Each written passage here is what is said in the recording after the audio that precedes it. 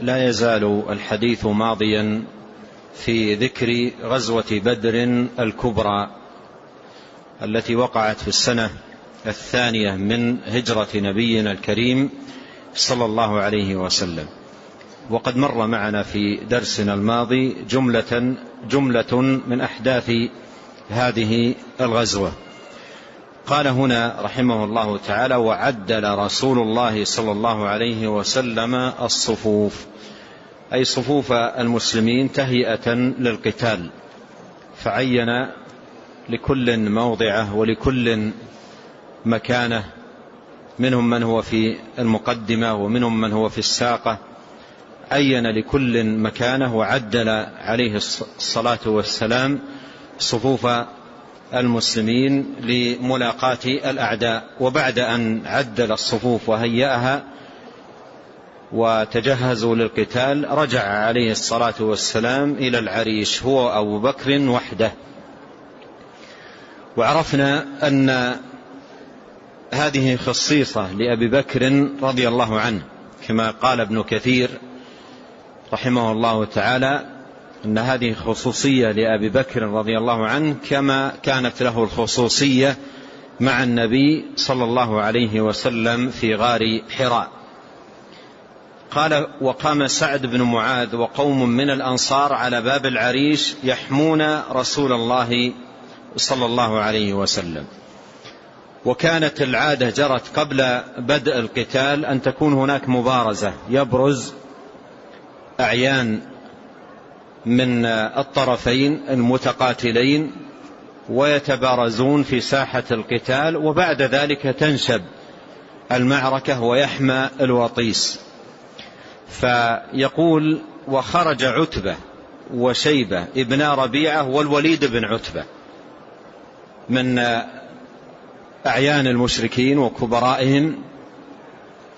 وقد مر معنا قريبا في آخر الصفحة الماضية أن عتبة بن ربيعة وحكيم بن حزام كان في محاولة شديدة مع الكفار في أن يرجعوا عن القتال، وحاولوا في ثنيهم عن ذلك، وأبى أبو جهل إلا القتال. وفي آخر الأمر أمر عمرو بن ابن أخي عمرو بن الحضرمي أن يطلب الثأر لأخيه وأن يطالب بدم أخيه، فكشف عن عورته وأخذ يصرخ: وعمراه، فبدأ القتال. فعتبة ابن ربيعة وحكيم بن حزام كان في محاولة شديدة مع الكفار أن يرجعوا عن القتال.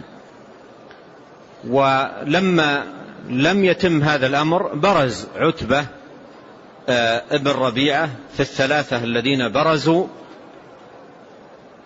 وقتل في هذه المبارزة، قتل في هذه المبارزة.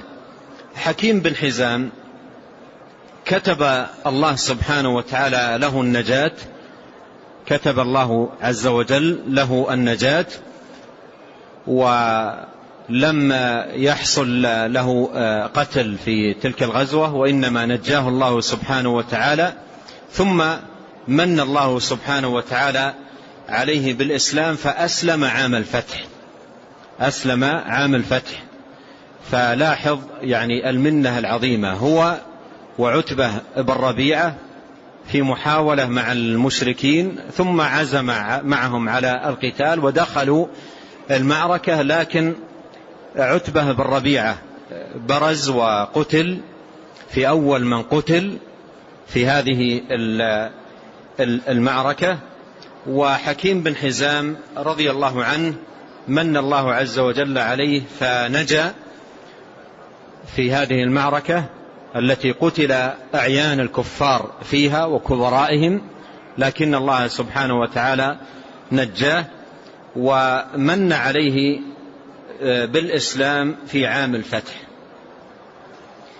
وكان رضي الله عنه كما جاء في ترجمته في الإصابة لابن حجر، كان رحمه الله رضي الله عنه إذا اجتهد في اليمين في الحلف بالله عز وجل يقول في يمينه: والذي نجاني يوم بدر، يحلف بهذه اليمين ذاكرا نعمة الله سبحانه وتعالى عليه العظيمة بالنجاة، ومن الله سبحانه وتعالى عليه بالنجاة، وهداه الله سبحانه وتعالى للإسلام. وعمر رضي الله عنه قيل في ترجمته أنه عاش 120 سنة، شطرها في الجاهلية وشطرها في الإسلام. 120 سنة عاش، فكان شطر أي نصف هذا العمر من حياته في الجاهلية والنصف الآخر في الإسلام. قال: وخرج عتبة وشيبة ابنا ربيعة والوليد بن عتبة ثلاثتهم جميعا يطلبون البراز يعني المبارزة، فخرج إليهم من المسلمين ثلاثة من الأنصار وهم عوف ومعوذ بن عفراء ابن عفراء وعبد الله بن رواحة. فقالوا لهم: من أنتم؟ قالوا لهم: من أنتم؟ قالوا: من الأنصار. قالوا: أكفاء كرام، وإنما نريد بني عمنا، نطلب البراز والمبارزة مع بني عمنا. فبرز لهم علي بن أبي طالب وعبيدة بن الحارث وحمزة بن عبد المطلب عم النبي عليه الصلاة والسلام. وجاء في سنن أبي داود في رواية لهذا الحديث أن النبي عليه الصلاة والسلام عينهم، قال: قم يا حمزة، قم يا علي، قم يا عبيدة بن الحارث، عينهم بأسمائهم وطلب منهم صلوات الله وسلامه عليه القيام. فبرزوا هؤلاء الثلاثة: علي وعبيدة بن الحارث وحمزة بن عبد المطلب. في صفحة 32 مر معنا في أول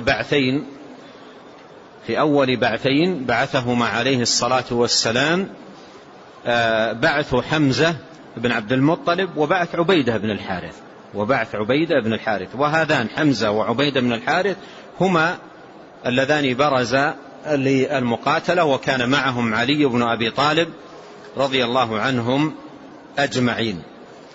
قال: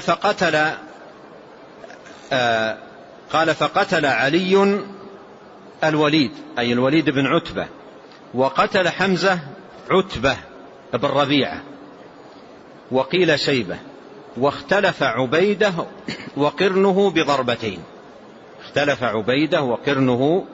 بضربتين، فأجهد كل منهما صاحبه، فكر حمزة وعلي عليه فتمم عليه قتلاه، واحتمل عبيدة وقد قطع رجله، يعني أصابه السيف في ضربة في رجله. قال: فلم يزل طمثا أي الجرح، ومعنى طمثا أي فاسدا، لم يزل الجرح على إثر هذه الضربة الضربة المدمية، لم يزل طمثا يعني لم يزل فاسدا. ومات رضي الله عنه متأثرا بهذه الإصابة في رجله رضي الله عنه. مات بالصفراء، والصفراء وادي مر معنا ذكره قريبا في انطلاقة النبي صلى الله عليه وسلم لهذه المعركة. وهذا الذي ساقه ابن كثير رحمه الله رواه الإمام أحمد في مسنده بإسناد صحيح. قال: وفي الصحيح هو في البخاري أن علي رضي الله عنه كان يتأول قوله تعالى: هذان خصمان اختصموا في ربهم في برازهم يوم بدر. يتأول الآية يعني يرى أن هذا البراز الذي حصل والمبارزة التي حصلت يوم بدر هي تأويل الآية. والآية متقدمة على ذلك، الآية مكية متقدمة على ذلك. ولهذا قال ابن كثير: ولا شك أن هذه الآية في سورة الحج وهي مكية، ووقعة بدر بعد ذلك، إلا أن برازهم من أولى ما دخل في معنى الآية. أي أنه داخل ولا شك في عموم الآية. خصمان اختصموا في ربهم. وقد جاء في الصحيحين عن قيس بن عباد قال سمعت أبا ذر يقسم قسما أن هذه الآية نزلت في بروز يوم بدر. كان يقسم أن هذه الآية نزلت في بروز يوم بدر، حمزة وعلي وعبيدة بن الحارث. وما من ريب أن هذا البروز داخل في عموم معنى الآية، وإن كانت الآية متقدمة في